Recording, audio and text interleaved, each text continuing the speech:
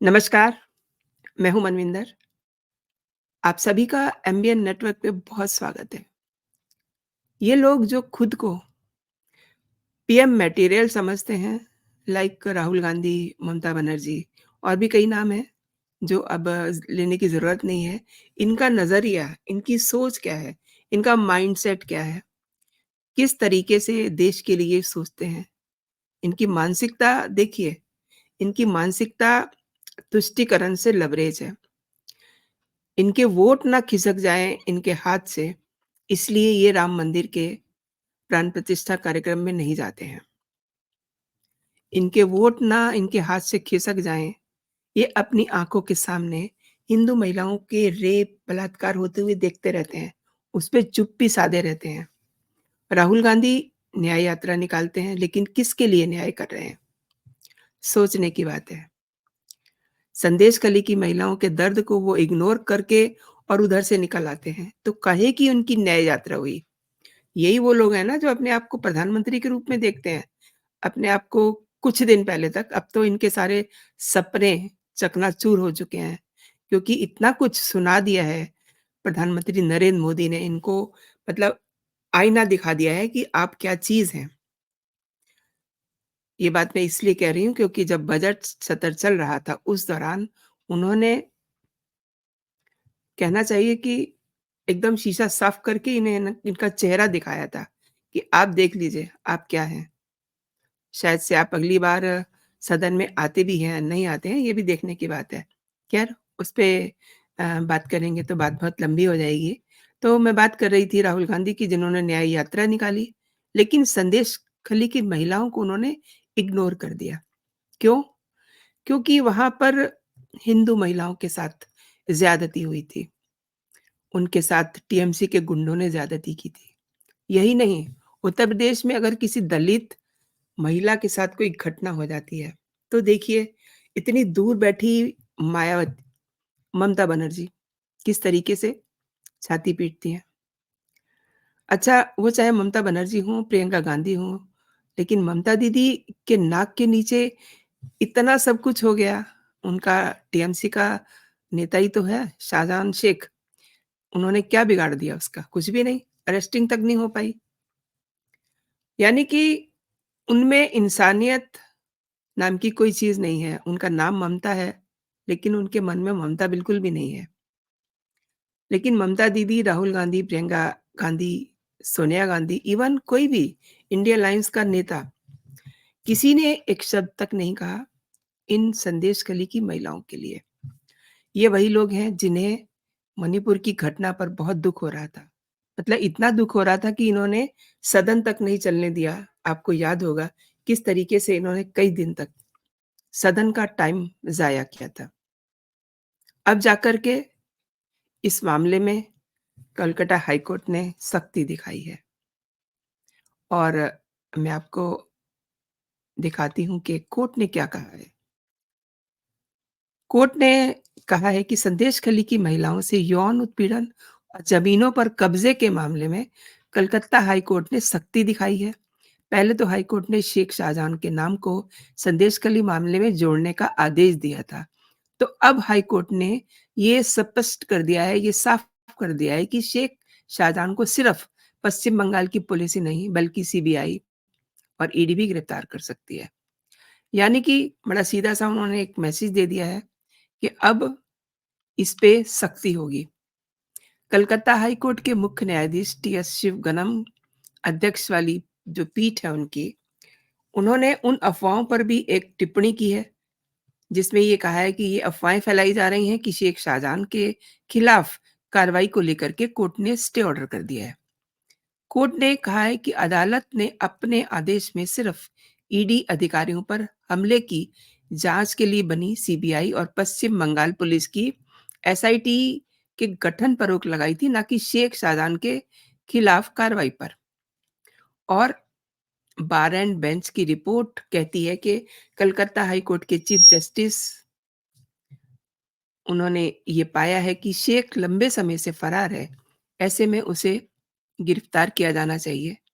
यही नहीं, उन्होंने सिर्फ पश्चिम बंगाल अ, ही पुलिस जो है पूछताछ नहीं कर सकती है, बल्कि ईडी और सीबीआई भी उन्हें गिरफ्तार कर सकती है।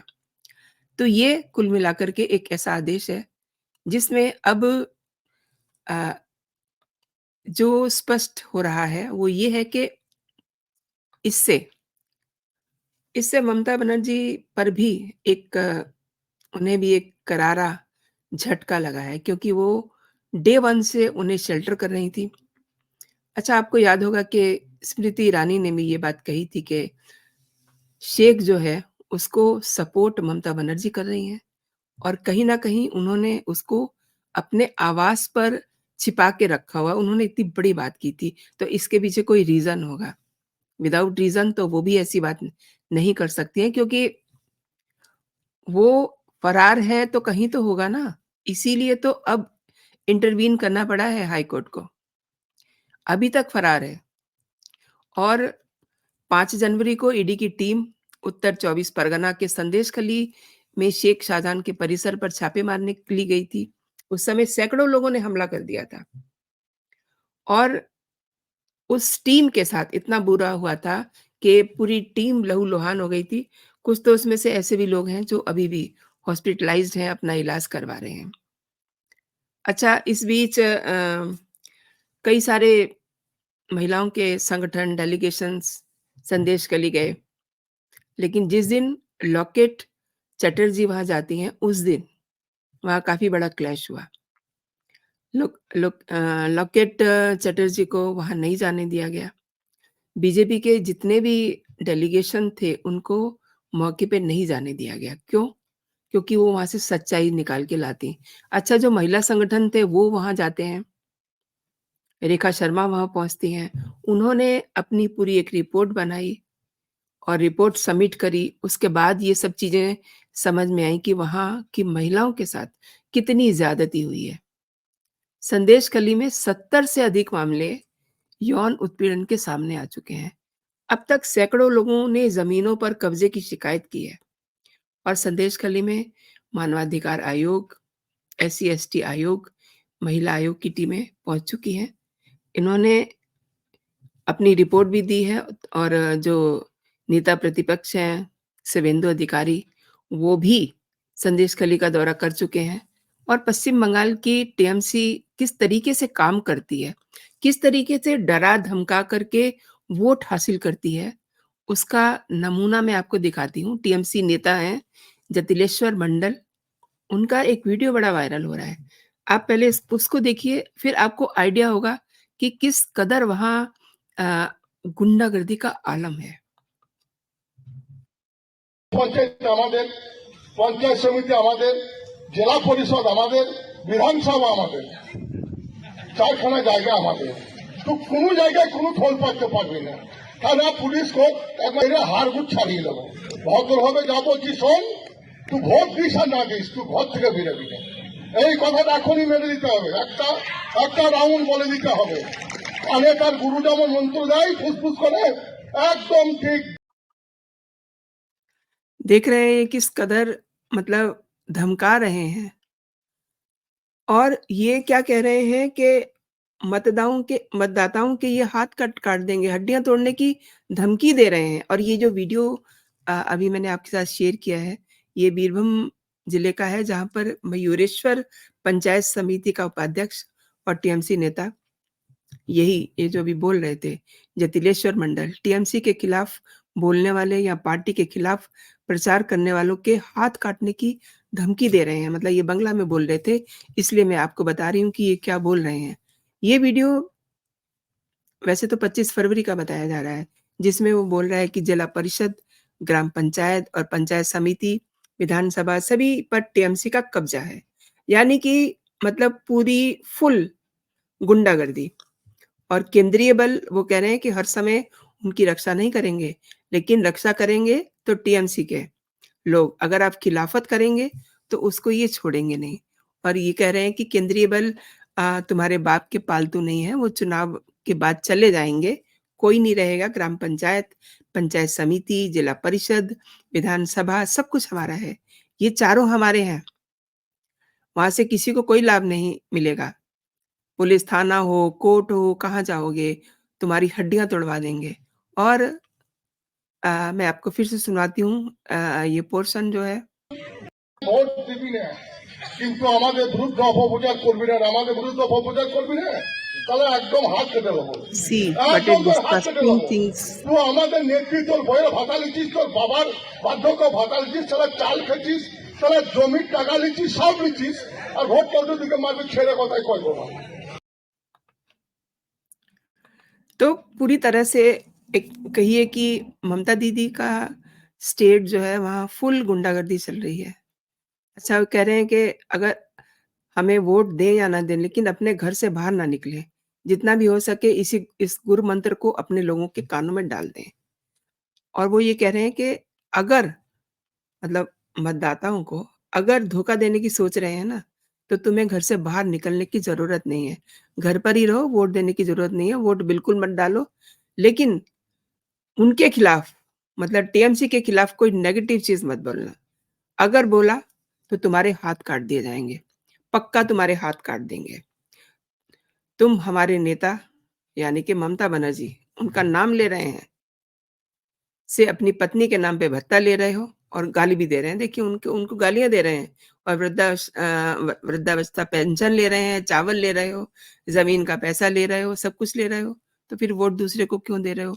यानी कि अगर वोट बीजेपी को दिया, तो तुम्हारे हाथ काट दिए जाएँगे। My God! मतलब ये तो एकदम से खुली गुंडागर्दी है। ये वो लोग कह रहे हैं मतलब ममता सरीखे वो लोग कह रहे हैं जो आए दिन लोकतंत्र का मतलब दुहाई देते हैं। छोटी-छोटी बातों पर कहते हैं कि लोकतंत्र का गला घोट दिया ब्ला-ब्ला। और इनके स्टेट में क्या हो रहा है? देखिए इनके स्टेट में क्या हो रहा है?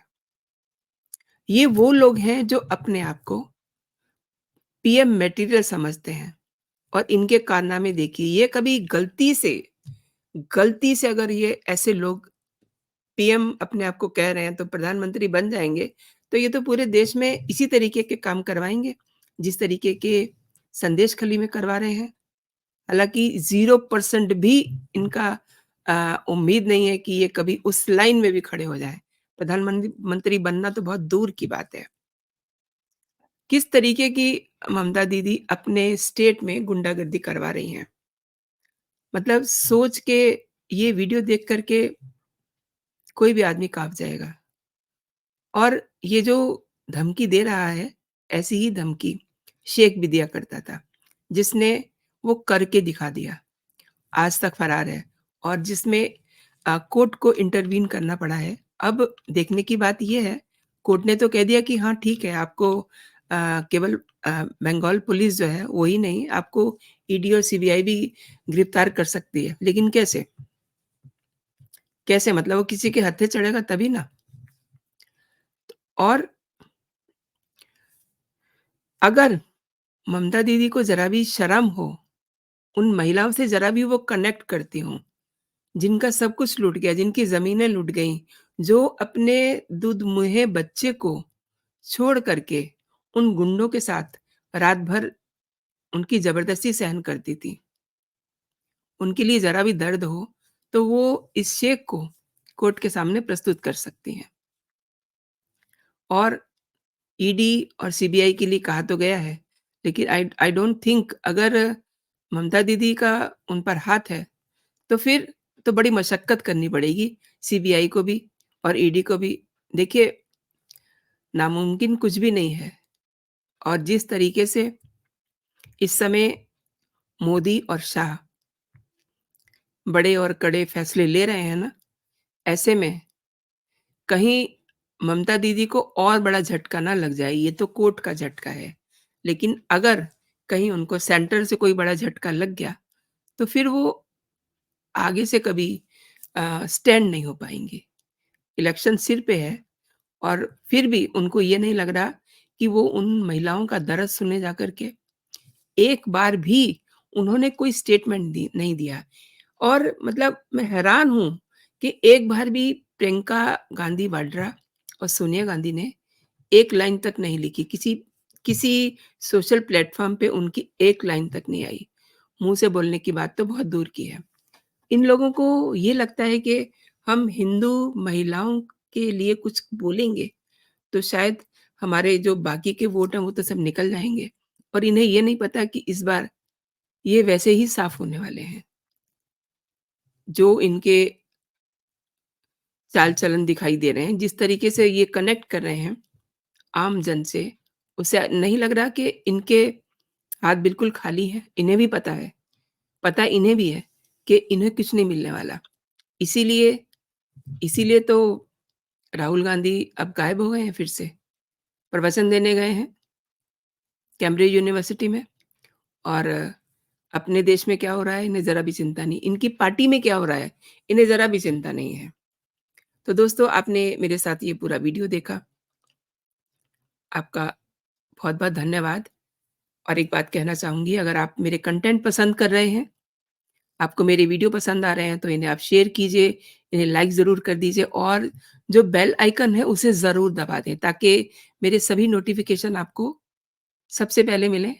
और अगर अभी तक आपने मेरा चैनल सब्सक्राइब नहीं किया है तो मेरे चैनल को आप सब्सक्राइब भी कर लीजिए।